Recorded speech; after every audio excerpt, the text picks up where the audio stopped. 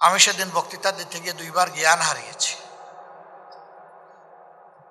প্রথমবার হারানোর পরে দ্বিতীয়বার জ্ঞান ফিরে পাওয়ার পরে আমি চিন্তা করেছি যে আমার উপর যে দায়িত্ব, আমি জাতিকে এটা সমঝাবো, কথা আমি বলবো, আল্লাহ যেন আমাকে তৌফিক দেন। দ্বিতীয়বার চেষ্টা করলাম, আবার পড়ে গেলাম, চোখ অন্ধকার হয়ে আসে, মাথা ঘুরতে থাকে। এরপরে যখন আমি বসলাম তখন আমার সহকর্মীরা বারবার আমাকে অনুরোধ করেছে, আপনি আর কথা বলবেন না। আমি বলেছিলাম, আল্লাহ যতক্ষণ আমাকে জীবিত রাখবেন কথা আমাকে বলতেই হবে ইনশাআল্লাহ। লড়াই আমরা চালিয়ে যাব মানুষের মুক্তির জন্য যত সময় পর্যন্ত আল্লাহ আমাদেরকে হায়াত দিয়েছে, আমরা থামবো না ইনশাআল্লাহ। হ্যাঁ, জামাতে ইসলামী একাই দেশ বদলাতে পারবে না, গড়তে পারবে না। এখানে সারা দেশবাসীর সহযোগিতা আমাদের প্রয়োজন হবে। সকল দল মতের ধর্মের মানুষের সহযোগিতা আমাদের প্রয়োজন হবে। আমরা মানুষকে মানুষ হিসাবে দেখার পক্ষে, সম্মান দিয়ে দেখার পক্ষে, সকল মানুষের প্রতি ভালোবাসা অন্তরে ধারণ করার পক্ষে। আমরা নিজেদের অবস্থান থেকে দ্ব্যর্থহীনভাবে সমাজের সকল শ্রেণী পেশার মানুষকে এই মেসেজ, এই বার্তা দিতে চাই, সততা, স্বচ্ছতা, দেশপ্রেমের পথে আমরা চলব অবিরত খরস্রোতা নদী হয়ে ইনশাআল্লাহ। কিন্তু এর বিপরীত দ্বারায় যারা চলবেন তাদের নদীর স্রোত যত প্রবল হোক ইনশাআল্লাহ আল্লাহ তাআলার শক্তি নিয়ে আমরা তা থামিয়ে দেব,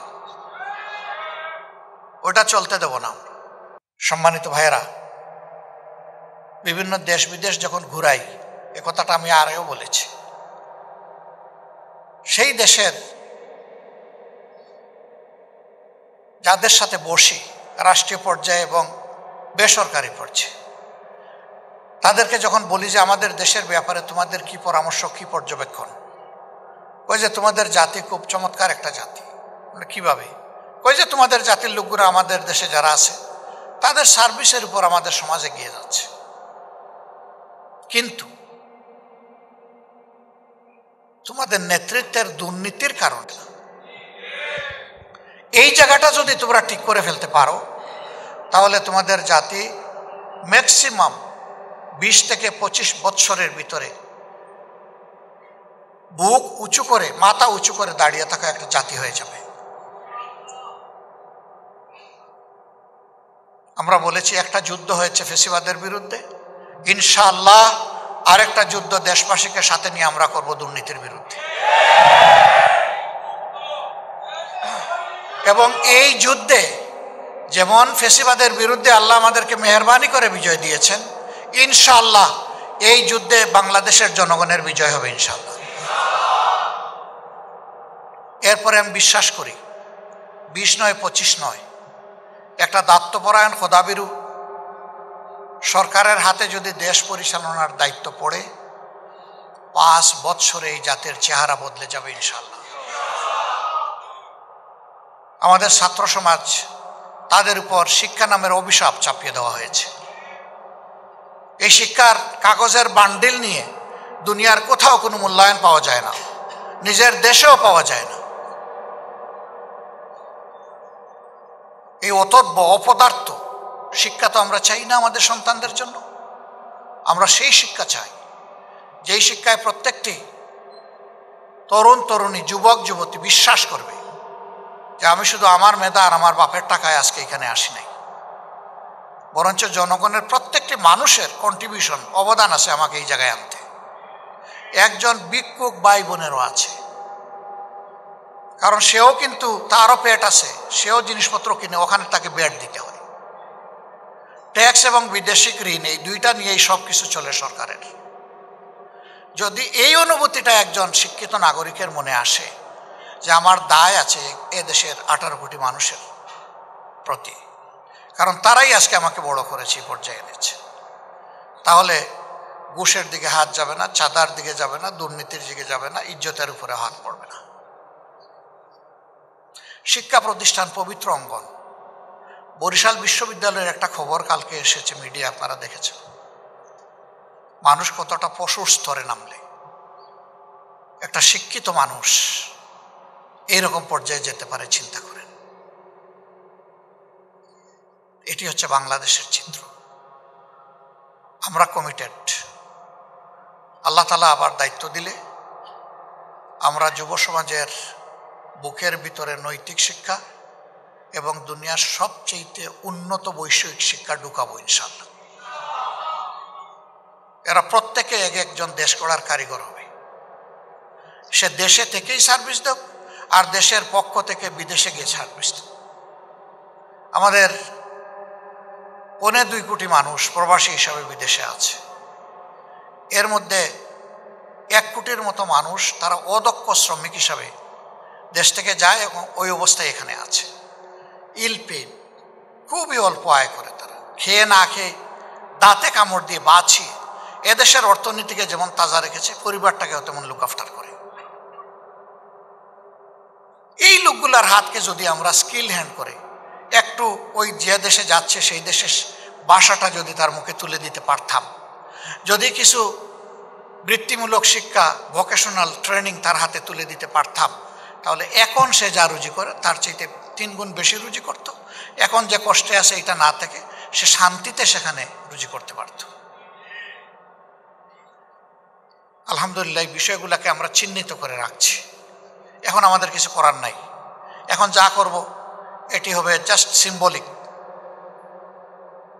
প্রতীকী হবে, কিন্তু এটা দিয়ে বড় ধরনের কিছু করা সম্ভব না। এটা সরকারের দায়িত্ব।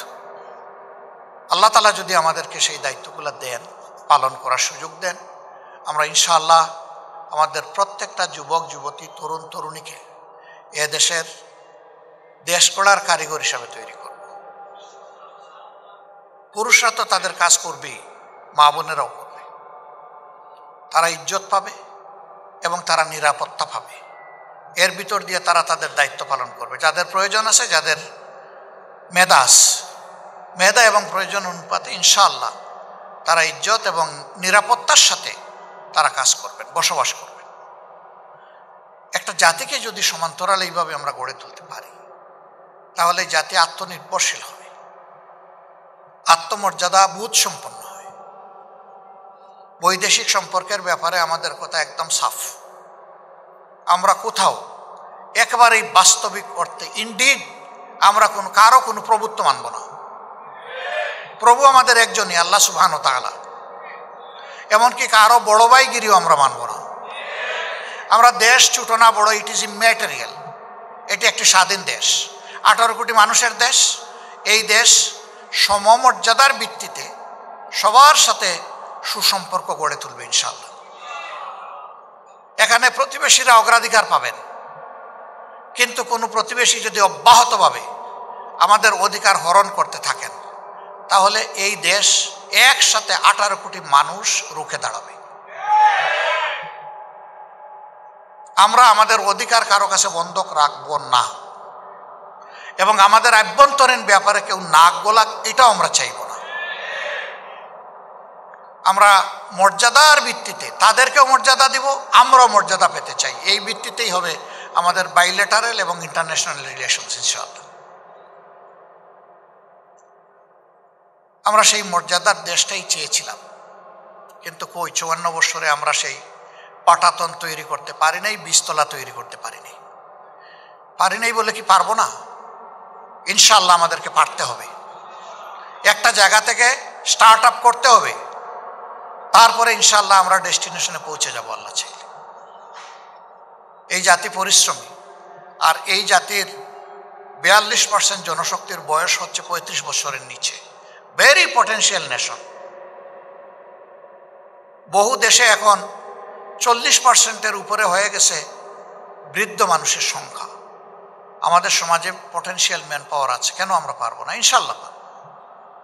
শুধু আমাদের চরিত্রের ক্রাইসিসটা যদি আমরা দূর করতে পারি, তাহলে আমরা একটা আলোকিত দেশ এবং জাতি করতে পারবো ইনশাআল্লাহ।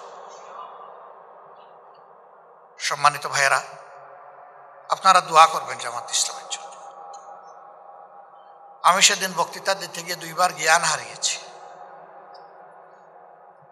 প্রথমবার হারানোর পরে, দ্বিতীয়বার জ্ঞান ফিরে পাওয়ার পরে আমি চিন্তা করেছি যে আমার উপর যে দায়িত্ব, আমি জাতিকে এটা সমঝাবো, কথা আমি বলবো, আল্লাহ যেন আমাকে তৌফিক দেন। তৃতীয়বার চেষ্টা করলাম, আবার পড়ে গেলাম। চোখ অন্ধকার হয়ে আসে, মাথা ঘুরতে থাকে। এরপরে যখন আমি বসলাম তখন আমার সহকর্মীরা বারবার আমাকে অনুরোধ করেছে, আপনি আর কথা বলবেন না।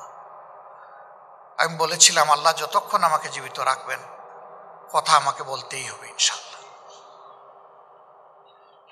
লড়াই আমরা চালিয়ে যাব মানুষের মুক্তির জন্য যত সময় পর্যন্ত আল্লাহ আমাদেরকে হায়াত দিয়েছে। আমরা থামবো না ইনশাআল্লাহ। হ্যাঁ, জামাতে ইসলামী একাই দেশ বদলাতে পারবে না, গড়তে পারবে না। এখানে সারা দেশবাসীর সহযোগিতা আমাদের প্রয়োজন হবে।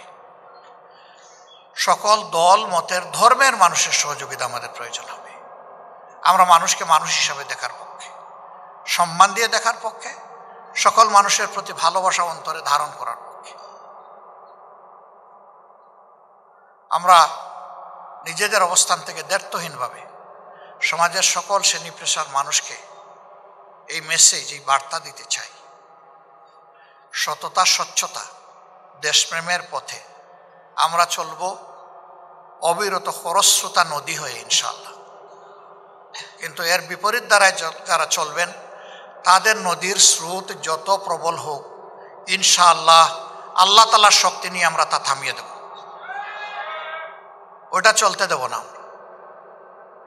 আগামী নির্বাচন এই জাতির প্রত্যাশা। তিনটি নির্বাচনে মানুষ তাদের অধিকার প্রয়োগ করতে পারেনি এবং মনের মতো দল কিংবা ব্যক্তিকে তারা বাছাই করে নিতে পারেনি।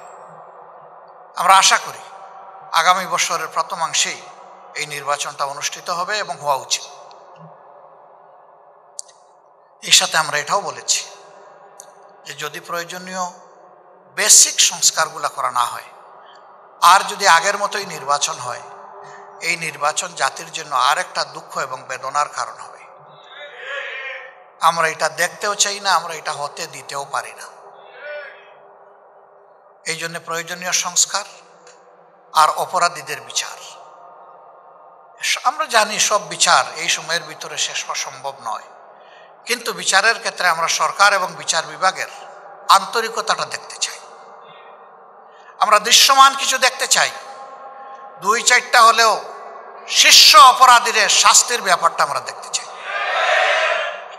এরপরে এই ধারা চলমান থাকবে। যারা পরবর্তী পর্যায়ে দেশের শাসন ক্ষমতায় আসবেন তাদের নৈতিক দায়িত্ব হবে এই বিচারকে চালিয়ে নেওয়া এবং এটাকে সমাপ্তির দিকে নেওয়া। যদি কেউ ধানাই পানাই করেন, মনে রাখবেন যুবকরা রাস্তা চিনে ফেলেছে। আগামীতে আমি করি আর আপনি করেন, ধানাই পানাই করলে এই যুবকরা আপনাকে আমাকে ছাড় দেবে না। এখন যুবকরা মনে করতে পারে যে আপনি তো একটা বয়সে এসে গেছেন, আমাদের উপরে সব দিয়ে দিলেন, লড়াই কি আমরাই শুধু করব? না না, আমি সব সময় যুবক ভাইদেরকে বলি আমি আসলেই তোমাদের ভাই এবং সহযোদ্ধা, তোমাদের সাথেই আছি ইনশাআল্লাহ। এবং সেই লড়াই আমি পিছনের কাতারে আস্তে আস্তে হাঁটবো না, তোমাদের হাতে হাত ধরে ইনশাআল্লাহ সামনেই থাকবো আল্লাহ সব। এটা শুধু আমার অবস্থান নয়, এটা আমাদের দলের অবস্থান। সম্মানিত ভাইয়েরা, দেশের যুব সমাজ যখন জেগে থাকে এই জাতি হারিয়ে যায় না, এই জাতি পথ খুঁজে পায়, মুক্তির পথ। আমরা আমাদের যুব সমাজকে নিয়ে খুবই আশাবাদী। আমরা এই যুব সমাজকে অন্তরের মধ্যে ভালোবাসা এবং শ্রদ্ধায় ধারণ করি। শ্রদ্ধা এই কারণে, এই জাতির মুক্তির লড়াই আমরাও করেছি, কিন্তু ফিনিশিং আমাদের হাতে হয়নি, হয়েছে আল্লাহ তাআলার মেহেরবানিতে ওদের হাতে।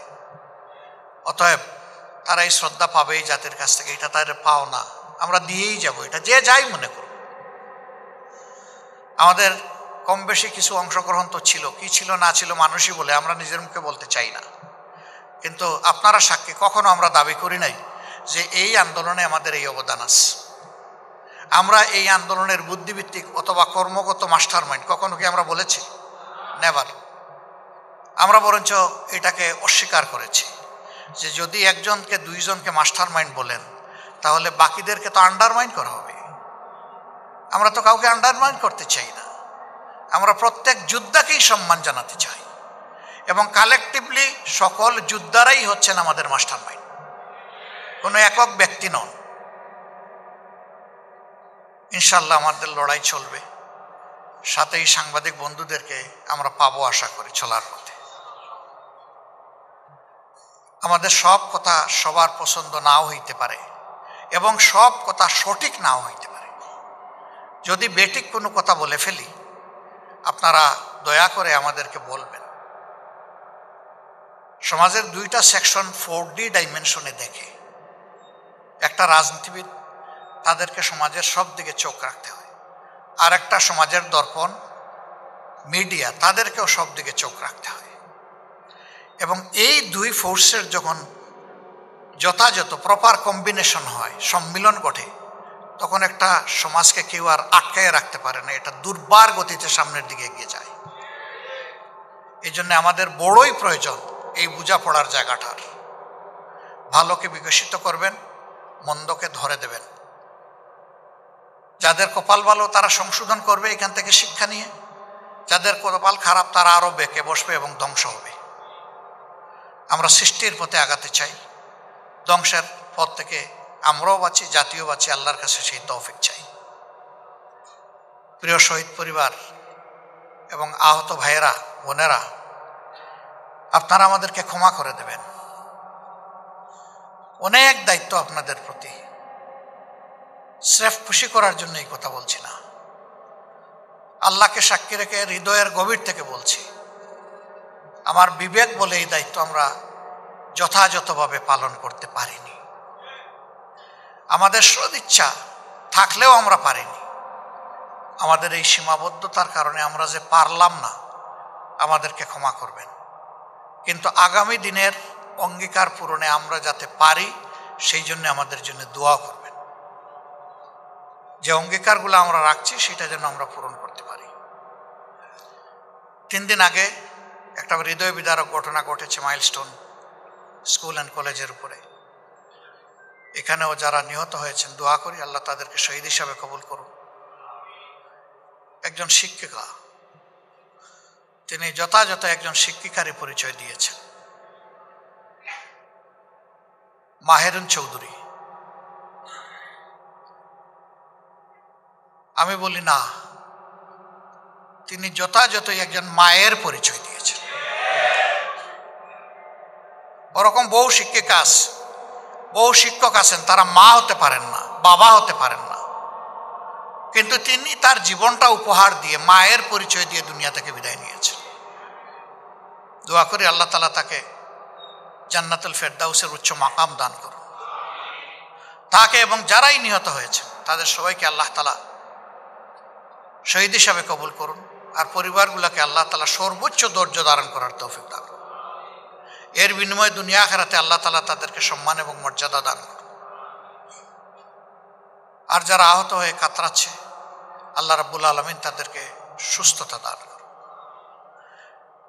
আসুন আমরা এই জাতির জন্য একটা হাত তুলে দোয়া করি আল্লাহ তাআলার দরবারে।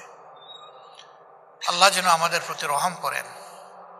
আল্লাহ যেন এই দেশবাসীর উপর শান্তির ফায়সালা দান করেন। আল্লাহ যেন এই দেশকে আগামী দিনের যে কোনো ধরনের ঝুঁকি, চ্যালেঞ্জ এবং ধ্বংস হওয়ার হাত থেকে আল্লাহ যেন রক্ষা করেন। আল্লাহুম্মা সাল্লি আলা মুহাম্মাদিন ওয়া আলা আলি মুহাম্মাদ কামা সাল্লাইতা ওয়া সাল্লামতা ওয়া বারাকতা আলা ইব্রাহিম ওয়া আলা আলি ইব্রাহিম ইন্নাকা হামিদুম মাজিদ। আল্লাহুম্মা বারিক আলা মুহাম্মাদিন ওয়া আলা আলি মুহাম্মাদ কামা বারাকতা আলা ইব্রাহিম ওয়া আলা আলি ইব্রাহিম ইন্নাকা হামিদুম মাজিদ। আস্তাগফিরুল্লাহ আস্তাগফিরুল্লাহ আস্তাগফিরুল্লাহ আল্লাযী লা ইলাহা ইল্লা হুয়াল হাইয়ুল কাইয়্যুম ওয়া আতুবু ইলাইহি ওয়া লা হাওলা ওয়া লা কুওয়াতা ইল্লা বিল্লাহ। আলহামদুলিল্লাহ, আলহামদুলিল্লাহি রাব্বিল আলামিন, ওয়াসসালাতু ওয়াসসালামু আলা রাসূলিহিল কারীম ওয়া আলা আলিহি ওয়া সাহবিহি ওয়া আহলি বাইতিহি আজমাইন। রব্বানা যালামনা আনফুসানা ওয়া ইল্লাম তাগফির ওয়া তারহামনা লানাকুনান্না মিনাল খাসিরিন। রব্বানা আতিনা ফিদ দুনিয়া হাসানাহ ওয়া ফিল আখিরাতি হাসানাহ ওয়া কিনা আযাবান নার ওয়া কিনা আযাবাল কবর ওয়া কিনা আযাব ইয়াউমিল হাসর। ইয়া রাব্বাল আলামিন, আসমান জমিনের মালিক, আয় আল্লাহ, আমরা কিছু গুনাহগার তোমার গোলাম বান্দী একত্রিত হয়েছি। আয় আল্লাহ, তুমি আমাদেরকে ক্ষমা করে দাও। আয় রব্বুল আলামিন, আমরা যে কথাগুলা বলেছি এর মধ্যে কোনো সীমালঙ্ঘন হলে তুমি ক্ষমা করে দাও, আর যেগুলা সঠিক এগুলার উপর আমাদেরকে আমল করতে হবে। আয় রব্বুল ইজ্জত, এই জাতির মুক্তির জন্য এ আল্লাহ, তোমার যে বান্দারা বান্দিরা জীবন দিয়ে গেছে, আল্লাহ ও আল্লাহ তুমি তাদেরকে জান্নাতের পাখি হিসাবে কবুল করো। আল্লাহ মুহাক্কিক শহীদ হিসাবে কবুল করো। আল্লাহ চোখ হারিয়ে, পা হারিয়ে, হাত হারিয়ে, আল্লাহ আজকে যারা কেবলই তোমার রহমতের উপর ভরসা করছে, আল্লাহ এই জিন্দা শহীদ গুলার তুমি অভিভাবক হয়ে যাও। আল্লাহ আল্লাহ এই জাতিকে মুদ দাও, কৃতজ্ঞতা মুদ দাও, আমরা যেন তাদের ঋণ পরিশোধ করতে পারি এই শক্তি আমাদেরকে দাও। আল্লাহ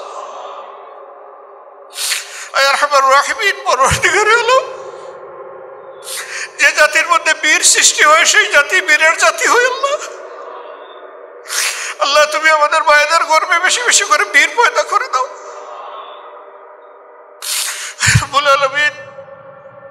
আমাদের স্মরণকালের ইতিহাসে 47, 52, 71, 24 বিভিন্ন বাঁকে যারা জীবন দিয়েছেন জাতির জন্য, মানুষের মুক্তির জন্য, আল্লাহ সবগুলো মানুষকে তুমি ক্ষমা করে দাও। আল্লাহ ইয়া আল্লাহ ঈমান নিয়ে যারা দুনিয়া থেকে বিদায় নিয়েছেন, কমসে কম ঈমান নিয়ে, তাদের সবাইকে শহীদ হিসেবে কবুল। ইয়া আল্লাহ সকলের অবদানের স্বীকৃতি কেউ না দুক, আল্লাহ তোমার খাজনা থেকে তুমি ব্যবস্থা করে নিও। ইয়া আল্লাহ এই শহীদ পরিবার, আহত ভাই বোনদের যে দায়িত্ব এই জাতির ঘাড়ে পড়েছে, ইয়া আল্লাহ আমাদের ঘাড় গুলাকে তুমি প্রশস্ত এবং মজবুত করে দাও। আল্লাহ ইয়া আল্লাহ আমরা যেন এই ভার বহন করতে পারি, তুমি সহজ করে দিও আমাদের এই ভার। আল্লাহ ইয়া আল্লাহ এদের রক্তের বিনিময়ে দেশটাকে তুমি নিরাপত্তা দাও। আল্লাহ আয় রব্বুল আলামিন এই দেশের স্বাধীনতা সার্বভৌমত্বকে তুমি হেফাজত করো।